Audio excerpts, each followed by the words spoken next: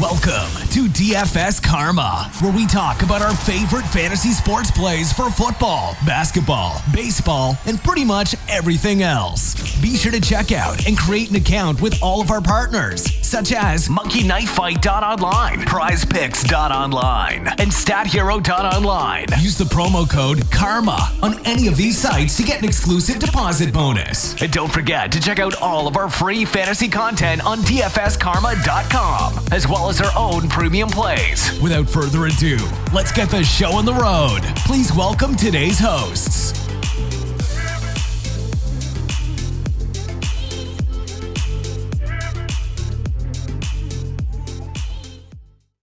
Hello, Karma Nation. Welcome back for another edition of the Teeing It Up podcast. I'm your host, AC, repping DFS and Bet Karma. I have my co-host, Sam Sherman, with me tonight to talk everything about Pebble Beach National, the Pro-Am, where everybody out there has an opinion on the three-course rotation, and we'll talk about that.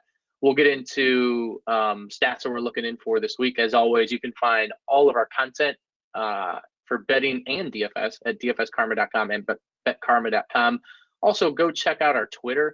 We are sponsored with DraftKings, and they are doing a 5 tournament thing for February. So tomorrow night, so if you're listening tomorrow morning, it'll be tonight, is the first free roll, NBA free roll. It's on our pinned channel at Twitter, DFS_Karma. So go check that out. All the content, dfskarma.com. Sam, let's talk a little bit about last week. As always, we'll start about how your week went last week in DFS betting, props, and then let's talk a little bit, like we've been doing the last couple of weeks, just the actual golf, right? Like, how did things end up? Because I do think that the entertainment aspect is something that needs to be continued to talk about more and more, right? Because we do enough DFS chatter. Webb with the unbelievable kind of comeback win, I guess you could say, even though I felt like he kind of had it in the bag all along. He just missed a ton of putts on Sunday. I mean, everything was just off the top of the cup. But finally, he caught Finau after Finau, I thought, had it locked in with, he was 2 up with 2 to play. So it was a pretty crazy collapse. I had no doubt. I mean, someone asked in our Bet Karma Discord, they're like, oh, Finau's plus money against Webb. Like, would you take it? I was like, absolutely not. Like, Finau is not a winner. I mean, I hope he breaks. Really, he's a good dude. He's going to break it. But, like, he just, like, there is absolutely no reason he should have lost that. Like, I don't know if you were watching. I mean, we were sweating out our live bet. So that was good. You got me on that one with the Webb bet. But I don't know, dude. When Finau hit it into the bunker on 17, I was like, what are you doing, dude? Like, this is the easiest hole ever for you, and you just drove it. Like, I don't know what he was doing. But all he had to do was get it on the fairway. I mean, that's really all he had to do. Yeah, there was just no reason. I mean, and then, like, he drove it on the playoff hole. He drove it in the bunker again on 18. I was like, dude, this is, like, classic. I mean, it's just classic. I mean, like, all those putts, like, you knew he wasn't making those. Like, you knew he wasn't making them. Yeah, and to Webb's credit, though, that was a lethal 18-footer to put the ice to carry it. When he made that, it's like, it's over. I mean, Webb's obviously going to win the playoff. Yeah, no, dude, my DFS week, I got stomped again, cash. I mean, I didn't have enough chalk. I didn't play. I touted Webb. I wrote him up as a cash play, and I didn't play him in cash. So that's on me. Dude, you had a hell of a week. You got to tell the people about all your winning. Thank God, right? I mean, I played 3 weeks now, DFS golf this year. I think the first week I literally just had a couple bucks. Last week I got smacked in the face. It just goes to show you, like, the ups and downs. I mean, DFS literally is a roller coaster, in specific golf, especially because, I don't know, there's not too many weeks that I feel like I almost break even. I feel like it really is up and down. Obviously, yes, you saw screenshots, and I had a few beverages in my belly Sunday since it was Super Bowl, and we were out with the boys and such. But yeah, man, had a real run. Actually was winning 35 grand early in the day, and that was before Ben. And I mean, again, this is why I love the way that we open with the podcast now, because you get a little touch of, like, the other guys, right? Like, we're not just talking about the winner. Like, Ben and, oh my God, he killed me. He had a great day with ball striking. It was the normal stats day. I mean, everything, proximity, great shots. He had multiple putts within 12 feet, 15, I mean, and he's missing these easy putts, and sometimes even if they're not easy putts, you expect one to drop after like four, right? It's like, okay, we know he's terrible.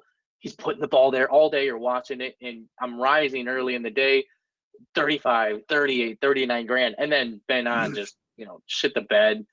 There were a couple low-owned guys that some of my competitors who I was going to battle with late in the day, I was actually surprised, and ultimately, again, this is why I love starting out the pod this way as opposed to the last couple of years. The nail in the coffin, who I loved, for the record, obviously it's Cashy, I guess. JT ruined everything. He went off on Sunday, and there were lineups that came out of nowhere. Like, I mean, these guys that had JT and some of the winning lineups I was looking at in GPPs, they didn't necessarily have Webb, right? So it goes to show you the guys that are truly scoring a ton of DraftKings points, you get super hot in a Sunday, those are the guys that ultimately usually do carry you. And yeah, man, third place in the $200 single entry. There's a lot of people in that. It's all the good players in DFS. So it was great to finally get, even though I came in third or fourth, whatever it was, that's a freaking W in my book. I mean, as you know, it's impossible to get first, but I lucked out thanks to you entering that same lineup in the qualifier. So yes, the Masters, I have a $7,500 tournament entry ticket, which I can't wait for. I can't wait for it. I mean, that's gonna be fun. Anyway. Yeah, dude. No, I was happy you brought up. Yeah, JT, like that may be the most casual tie for third I've ever seen. No one even cared that he came third place, except he was right there. He legit had a shot to win. Actually, I don't know if you actually truly were watching at that point because you were out of it. He went into the water in 17. If he didn't go in the water in 17, he easily could have tied Finau and Webb, man. I mean, that would have been crazy. But anyways, enough talk about last week. Yeah, dude, unbelievable. I mean, I'm going to enjoy it, right? I mean, these weeks are rare. I mean, they really are. So who knows? It could be 12 weeks by the time I get another win like this or anybody else. So let's get into this week. You have dug into content much more than I have. So I'm going right to you. Let's start up top. I mean, as always, there's a few big names up here. I don't think the field is as strong. So just talk to me, elevator speech, macro level. What are we doing this week at Pebble? What are you seeing? What's the type of talent? What's the roster construction and your game theory for the week? Yeah, I think, with trying to avoid kind of what you'll hear across the industry of a lot of other pods and just regurgitating the same stuff, you have the 3-course rotation. The long rounds, it's hard to actually quantify how people play with these amateurs. Like these rounds are literally like 6 to 7 hours. Some guys, and they can handle it. JD Holmes, that's like rushing for him. But like in general, I mean, some guys can handle this kind of play, some don't. Some guys are traveling from Europe. And I think most importantly for me this week, more than any other tournament probably this year, is I really do weight course history a decent amount here. There's always people who's like, doesn't matter, whatever it may be. I think Pebble is a place you have to know how to play it because it like is difficult for me and you. It's very scoreable with no win, but if you can get absolutely destroyed on a stretch of holes. So I'm gonna probably go more balanced this week because I think just about everyone is gonna not everyone, but I'll just get into it. There's like 30% people I project that are on DJ. And if you guys are playing DJ, the next, logical route is to go that mid 7K range, which I think also is going to get popular. So, and after to be contrarian, I just really like this 8K range this week, like a lot more. I don't love the 9s. And so that's probably I'm going to start a lot of my stuff, maybe start my cash games on top of one guy. But I don't know. I think I have a good feel in the mid tier, but I'm interested to see your thoughts about my opinion of possibly full fading DJ and as well as full fading, Mr. Course History, Jason Day. Yeah, I totally believe in course history throughout the long-term calendar year, so you don't have to sell me twice on this course being more so than others. I totally weight that in. I will say when you brought the word up weather, because I love weather, period, for all sports, I did bring up the forecast. And again, I don't know. This is like, I haven't listened to anything. I don't know what's going on, but Saturday's wind gusts are over 30 miles an hour right now. So being 3 course rotations, yeah, that's really interesting to look at. the more, is it Monterey that's the more favorable course? Honestly, I don't remember. Is that the most favorable course to score on? So if there's no wind, the easiest to hardest would go Monterey, then Pebble, then Spyglass. But if there's wind, it's weird. You want to be playing on Spyglass. That's the least near the water. Also, shout out to me. I've actually played all three of these courses. I'm an absolute savage. But I'm just saying, like Spyglass is tough, dude. Like, obviously I shot 78, but I'm just saying it's a tough course. So okay, so then let me ask you this for the dumb people, including myself. If we know that winds are going to be ridiculous, just pretend it's going to be abnormal, right? Like right now we see 30 plus. We don't know. I mean, it's still 4 days out, 5 days out. What's the strategy? What are we doing? Yeah. For me, I mean, I think so. A lot of times people do like the wave stacks and things like that. I mean, I think in this regard, I'm more interested in this week in general. Is you have your general player pool and not getting away from the guys you want. I would never get off a guy I like just because of weather, for instance. And at the end of the day, a guy like DJ, I mean, it can be bad weather. He can have a quote unquote bad course draw. It doesn't matter. If he wants to go out and make 10 birdies, he's going to. But it's more like, if I see, I'm going to try to wait till late as possible to make lineups, but if I'm making them on Wednesday and I see there's a ton of wind on Saturday, I would like my guys to be playing Spyglass on Saturday.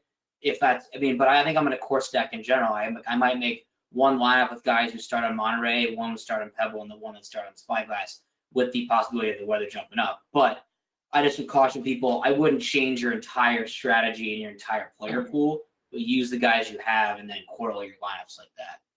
Yeah. All right, let's kind of start going through the players. DraftKings scoring, as always, since we are partners with DraftKings, that's how we're going to do it. And the tournaments are way better, including the $5. I've been MMEing that last week, another week in the red for me. So who knows? I'll keep you posted on that, Sam. I brought back, I think, 45% of my buy-in. So, I'm definitely down like negative 700 now total on the year MMEing. So who knows? I'll just keep going with that and seeing what happens. But I do like the fact that I'm generally seeing a trend of getting just about 50% of my money back. So take it for what it's worth. But, cash is, you're not actually always guaranteed that in cash, right? So there's that. But the guys up top, like, I'll quickly talk MME. Last week I did, and I do try to chime in with my 3-max strategy because that's really how I play. Last week I said for me it was Webb and Hideki. Now Hideki didn't necessarily bring home the bacon, but he did still come in like 6th place or something, or 7th place. And I mean, at the end of the day, you still need DraftKings scoring points. So early look for me. Yes, DJ is going to be chalk. Cantley's going to be chalk. I don't see how you fade any of these guys. Like Day is going to be owned this week. I just feel like this tournament doesn't have as many players in it, if that sounds correct. And Day, I feel like, is normally been underowned the last like few months, or even like 9 months. He's like generally always underowned, but I don't think he's going to be underowned because his course history. I don't think Snedeker will be your boy, even though I never play Snedeker. But I don't know, man. I feel like you can't really fade any of these guys. You just kind of evenly distribute them in MME up top and get different elsewhere below. See, that's exactly what I would do too if I was MMEing. I mean, my article I'm about to, after we're done with this, I'm going to release it, and I don't have any guy below or above 9,000 under like 10% owned. I think everyone's going to be owned. I just think the most popular will be, like you said, DJ. I think Day is going to be ultra popular. I mean, I'm going to fade him. I think Casey will be mega popular, and then I don't know. I could see some traction. I mean, people love playing Victor Hovland. People are going to see Graham McDowell just won, and then he's won a U.S. Open here, and they'll play him. I mean, I really agree with you. I don't think anyone's going to be underowned. If I was MMEing, I'd maybe take a stand and go double the field on like 2 guys, but then probably play most of them, honestly, with the exception of maybe Kuchar. All right, let's head down to that next tier, like kind of like the guys in 9.9. I don't know, down to, let's go to Kisner at 8,500, and then we'll kind of go to the next tier below that. But in my opinion, in this tier, I think it's really, really, really, really interesting for MME purposes.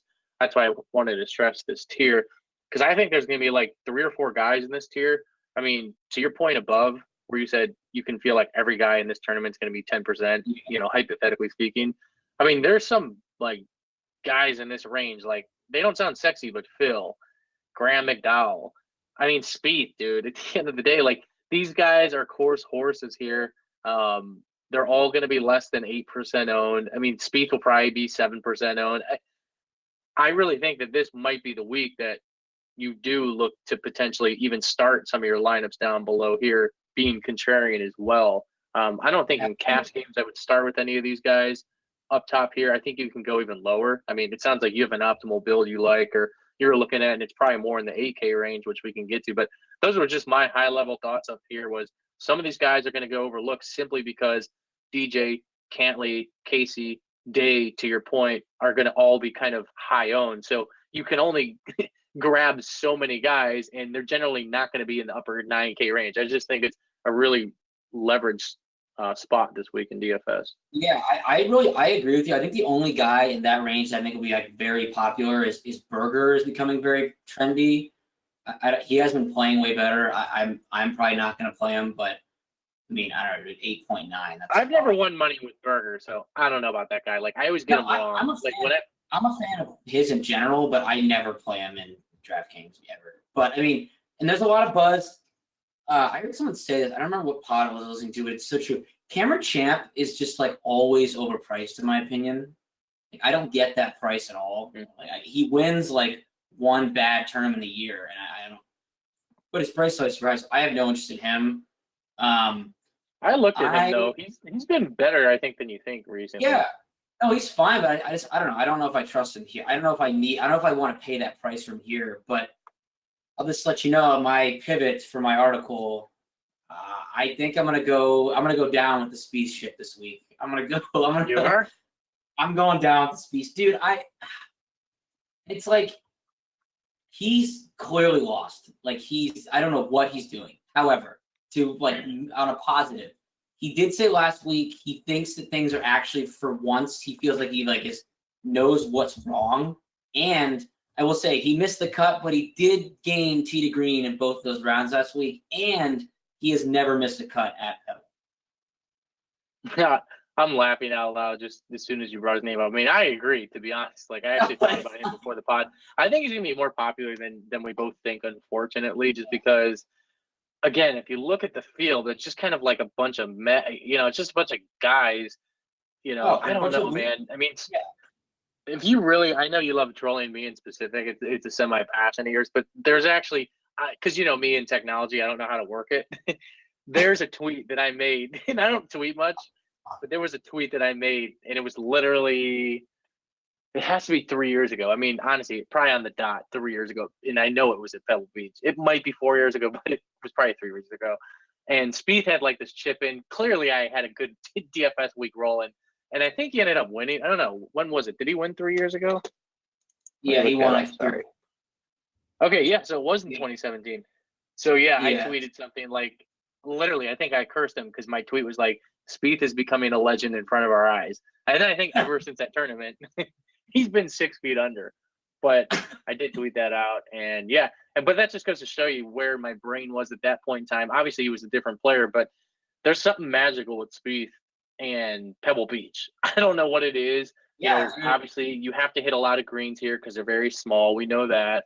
But around the green game matters here, and putting on POA, it's 100% a thing. I'll never forget listening to Phil's interviews the last couple of years.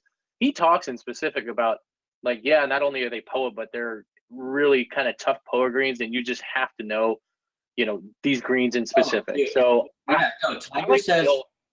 Tiger says these are like the bumpiest POA greens ever. He's like, you need to putt on these well, and that's if you can't putt on these, you have no chance. And I was like, damn. Yeah, so, dude. He'll be lower on. It's just tough when I look at his stats because they all are terrible. They literally all are terrible. Yeah, you just got to look the other way. I'm trying to get better at that too with this whole MMA thing. I feel like I'm looking for more and more leverage spots, and I feel like I've been kind of close, but just nothing has really sparked yet. All right, anyways, let's go down. I would assume Russell Knox is going to be popular. He's been pretty popular for a lot of people. He was in my lineup last week that I finished third in that $200 single entry. I would guess he's going to be 18% owned. But I do find it interesting, at least in the model I ran that was the same model as last year, and I haven't tweaked it yet. But Alex Noren is popping for me in the last 12 rounds. I don't know if that's somebody you're looking into, but I highly doubt he'll be as popular at that same price point. essentially. I like Noren. Yeah, dude. I think he's trending in the right direction. I mean, he's a really good scrambler, which is obviously important here. I mean, these greens are so small. They're the smallest on tour. They're like 3,500 square feet, and the average screen is like 6,000. Like, they're tiny. So I like Noren. The guy I like in this range was the last one you mentioned, kind of for this mid tier, is the pivot from Russell Knox. I really like Kevin Kisner. People were all on Kevin Kisner like a couple weeks ago. Comes fourth with the Sony, then misses the cut, which I'm totally okay with. Dropped the ownership. I mean, he has lost strokes putting in his last 3 rounds, and he's like an exceptionally good putter. And he's been playing just fine. I really like Kisner. I think he's going to be a core play for me. He's probably, I mean, his win equity, I don't know, it's tough to say, but I just think he's a guy who's kind of can grind at a victory, and that's kind of what I see happening here, especially if, like you said, those wins get up. I like that a lot. Yeah, it's interesting. I guess I wasn't really looking at him. He popped at the Sony. It's Kisner. He definitely, when he's in it, he's in it. He's the guy that doesn't go away on the weekend when I think it was, I don't know if it was Adam Long or somebody random. You were kind of messing with me in Discord, but it was so right. It's oh yeah, we're really going to see an Adam Long actually win here. Some of these guys on Saturdays and Sundays, yeah, they're there, but you and I both know they have no shot and they will disappear. Kisner, you're right. He is that type of guy that if he's lingering on Saturday, he's 100% going to be there Sunday. So I don't think I like. People will play Rafa. I feel like just DFS people love Rafa. I don't know. I don't really play him much. I like Rafa too. He's a fine player. I don't get he's just always expensive. You see, are you gonna play Max Homa, who's not gonna be popular for some reason? I kind of like his swag on Twitter. I'm not gonna lie. Oh, dude! I love Max Homa. Hilarious. I'm just saying, it's funny how no one really played him, and then he's played really well last week, and everyone's like, "All right, I'm on the Max Homa train." Yeah, I guess I didn't really think he was gonna be that popular because I was envisioning him in maybe a 3-max entry. But you're right. If he's that popular, I don't know. I'm playing. I'm just saying he's gonna be 15% owned. Yeah, see, if Bayo's actually lower owned, which is ironic, I mean, I would rather just go back. Rafa on a number of years would be popular, I feel like, going into this tournament. What is Rafa's record here? I'm curious. All right, so do you want to talk top 20s? Dude, you put it in your final thoughts, and it's so true. Do you know what happened last year why he was popular? There was bad weather, and he was putting through a puddle and made it. He's tough conditions out here, and everyone's like, "Oh, gotta play Rafa." It's I think he did well, didn't he? No, he didn't. No, he came or what did he 65th. 65th. Wow. That's interesting. How about Ches, dude? If you looked at, it's funny you brought that up. I was looking at my final thoughts from last year. I'm like, Ches was an orange lock in the mid tier. Holy crap. He's going to be 1% owned. Dude, I'm playing Ches in MEV. I'm trusting what I looked into last year. This is a strategy I'm trying to implement a little bit in at least MME. Ches was in my mid-tier #1 ranking last year, and now he's going to be 1% owned because he's having a bad stretch right now. I don't know, man. That's interesting. He switches those PXG irons, and he sucks. He can't. So he's using PXG or he's not? No, he switched to them, and everyone who's dude, it's funny. It's all over. It's the last 3 guys who've switched to PXG have just started sucking ass. They're just can't. Well, that's terrible marketing for them. It sucks for them. Mm-hmm. I always thought that might be a nice iron because I'm looking for a set, and I've debated those. But hearing that, for the record, all right, I'm out. No, dude, PXGs are sick, but you just have to be really good to hit them. So you're not. True. Yeah, I'm definitely not there. No doubt. All right, let's keep moving down to that next range from that Adam Hadwin on down. Hadwin's just always going to be popular. I mean, especially a tournament like this where there's not too many household names. Hadwin, you got to figure is going to be 18 to 20% owned. There's no need to even talk about him. I think he's a cash play, honestly. I wrote him up as a cash play. I'm not sure if it's for me or not. I agree with you. He'll be popular. I like Hollywood Tom Hoagie, dude. Tom Hoagie. You know that's my boy from last week, right? Yeah, dude. He's a fucking goat. And I'm playing him again. Why was he? I mean, he faltered on Sunday. He was another one. But you know what, dude? I wasn't mad at him because I love how we talk to these people they're our friends or whatnot. I wasn't mad at him. He got me to the finish line. He at the end of the day, he did his part. I was shocked last week it goes to show you that there's still – this is why there's a huge edge in DFS golf. He was popping in your model, my model. We talked about it on the podcast. I even asked you, I'm like, he's going to be chalk, right? And I think you said yes, which we both just assumed that. Yeah. I didn't want to play him because I thought he was going to be chalky. And I was like, you know what? He looks too good to be true right now. I'm playing him. And he was 6% owned. So that's why I'm like, man, I feel like you don't need to really outthink yourself in cash games in golf for sure. No, NBA and stuff is different because, as you know, everything's based on minutes and usage and much more predictable and all that. But I just feel like if you keep going with the data and things we're talking about in the podcast, you're going to have an edge in DFS golf for sure. All right, dude. Tell me you're playing the guy below him. Who? Mr. Piercy? No, I full fade, dude. We might get chalk Piercy. You never want that. Dude, yeah. Jim Furyk, he's back. Has he been playing? Does it matter? I mean, I haven't. Where's he been playing at? Dude, you're playing him anyway. I don't need to sell you. I know. Come on, man. He hasn't played since November. Yes, I probably will play him for sure in MME, but I don't think I'd play him in cash. You considering him in cash games? No, because I'd rather eat the on Taylor. With the potential weather, though. Oh, yeah. Dude, Furyk might win this tournament. No, come on. How about Vaughn Taylor? Yeah, dude. He keeps burning me, but he is so good here. I'm going to eat the chalk probably with Vaughn and cash. See, he's the guy that I feel like could be like Tom Hoagie. Like, is he really going to be chalk? Do people really want to click on Vaughn Taylor? Especially, I'm not looking at DraftKings right now, but I'm pretty sure he has no hat in his picture. And I fully believe in those theories that people don't play. Like, I believe he's just a ball guy, I think. And people get biased on looking at their photos, you know? Have you seen Stuart Singh's picture in there? Oh, yeah. He's like a huge head and, like, it's just waxed. It's like Mr. Clean. Yeah. The best. Yeah, a couple guys. I mean, I will almost always play Streelman, even though he looks terrible, but I love Streelman. Ooh, I like Streelman. I like that call. That's a really good long-term play call. Like Streelman, he was in my final thoughts. Like that guy. Yeah. He's always good. I mean, the GPP plays I like here most is I like Pat Perez, plays well in California. He's hit or miss. I mean, he plays here every year. He has mixed course history. And then Guerrero was my pivot in my article, which I kind of like, is Nick Watney has been playing like kind of pretty well. I like Watney a lot. I play him more than a lot of people, and I feel like people don't play him because he's older. I don't even know his age, but I know he's older. I agree. Well, it feels like he used to be elite, and then he like didn't make a cut for like 24 years, and then start. I mean, the guy right there that I always play, and I'll play again is Sung Kang. I play him every single week.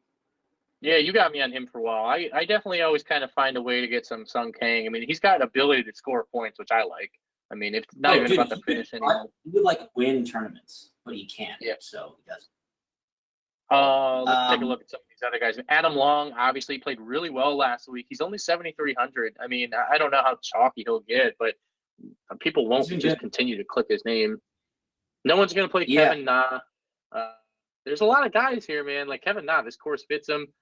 He's master of slow play guy. I mean, with this being a pro-am, you know, he gets his time. I mean, good situation for Na. What I want to know is I am probably fading. I think he's going to be quite popular. I know Travis wrote him up in punt plays. Shout out to Travis for the woke plays.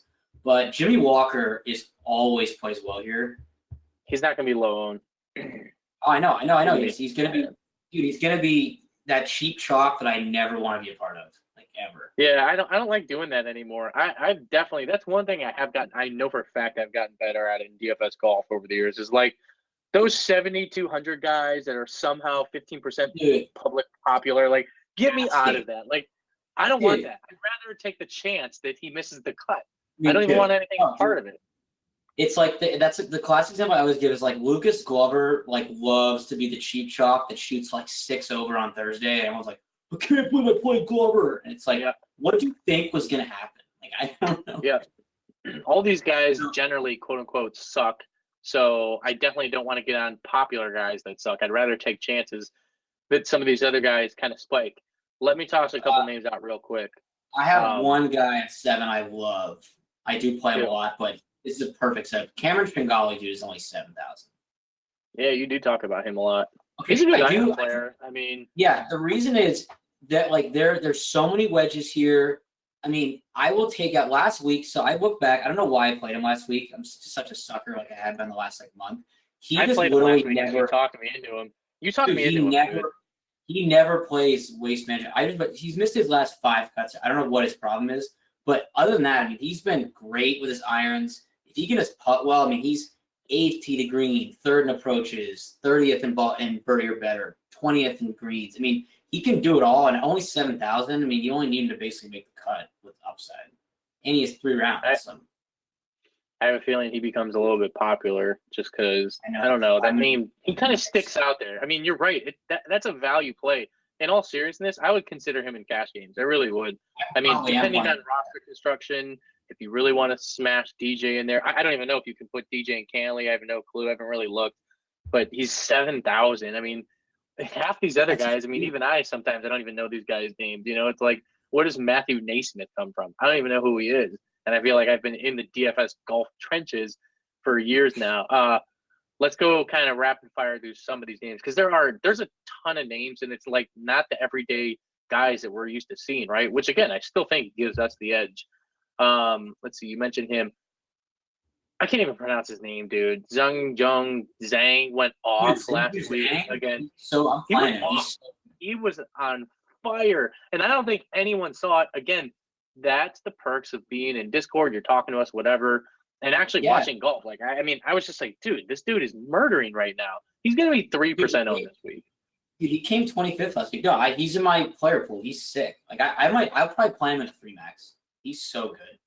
One person for sure, out of loyalty and respect, that I'm going back to the well, who's in my optimal lineup last week. I don't know for sure if I'm going to go there this week in my main build, just because I feel like it's like playing, the Russian roulette game. But Harry Higgs has been playing exceptional. And I don't know, man, this guy's got like a little bit of stardom to him probably.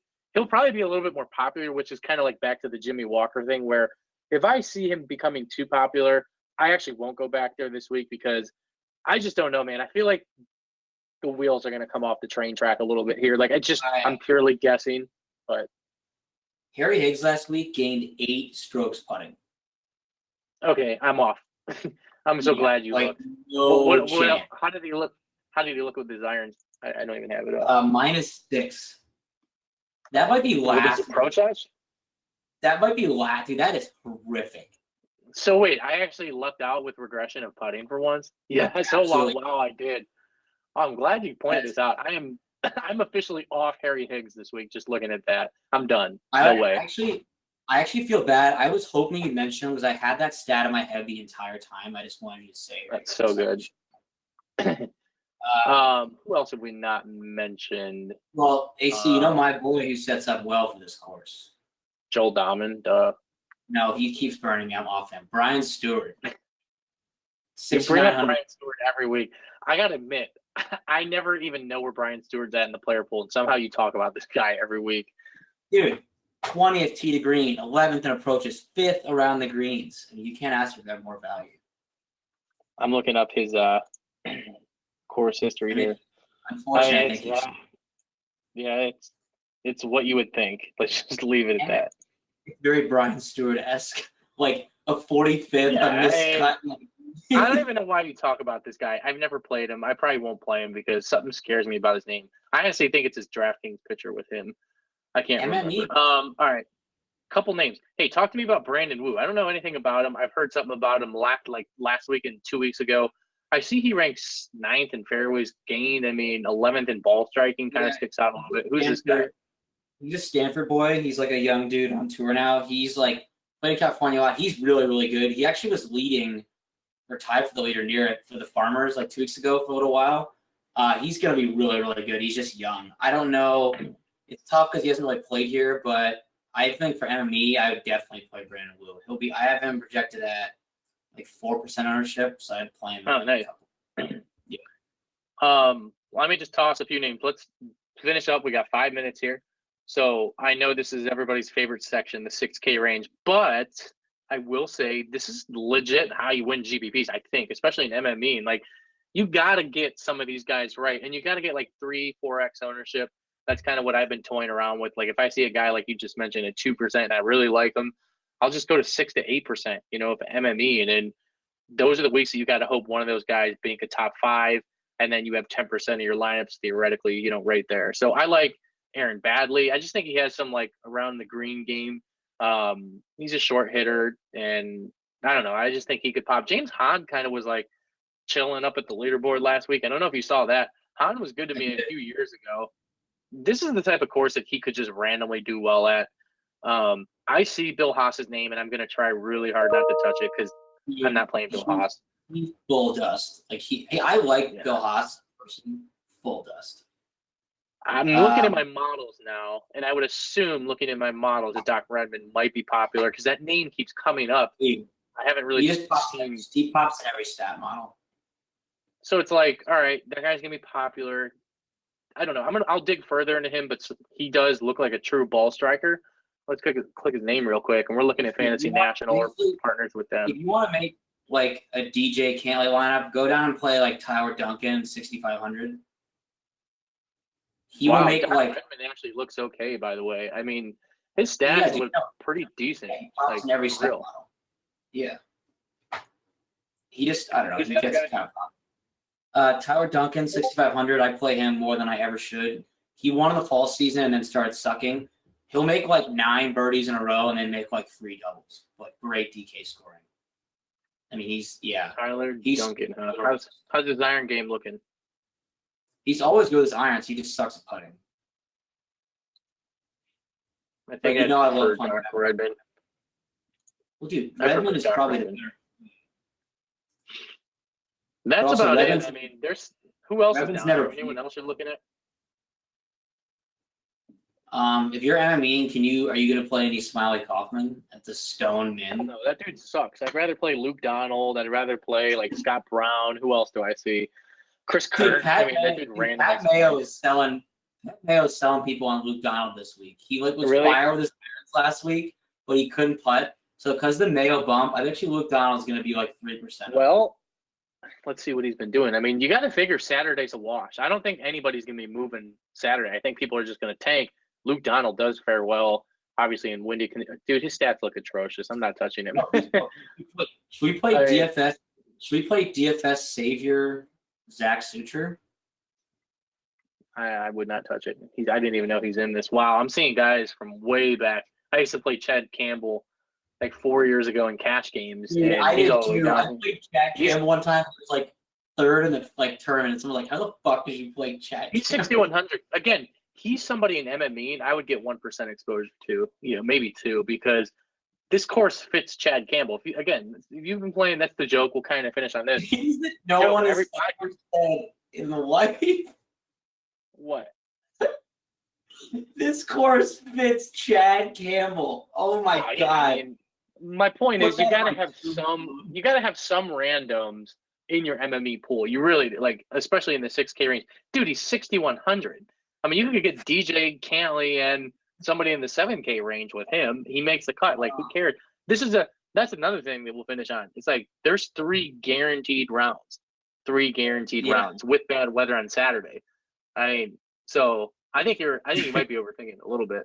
All right. Anything else you want to finish on besides that? Anything good? No. What's your take? I love asking this question. Who's your low-owned kind of guy that you see can actually win this thing, bink the tournament, not named DJ and Cantley? Like, I always like to hear your thoughts on that. Who do you think is going to win that's not named the chalk? I don't know. That guy has no win equity. Okay, here's the thing. Is Tringali going to actually win? No. But if you look at past, the winners of this thing are literally like, it's either like Ted Potter at 500 to 1, or it's like DJ and Casey Cantley at like 12 or 9 or whatever the hell. My pick is, I really like this, and I have not made any bets yet, but I might throw some dollars on Alex Noren. I mean, he's looks in incredible form right now. This, I would assume, sets up really well. He doesn't have much history here. He has missed the cut once. But again, that's just my one outlier dark horse that I think you get good bang for your buck this week. So that does it. any winning screenshots, please post to our Twitter at DFS_karma. You can find all of our content again, dfskarma.com, betkarma.com. Thanks, guys. Good luck this week. We'll see you next week.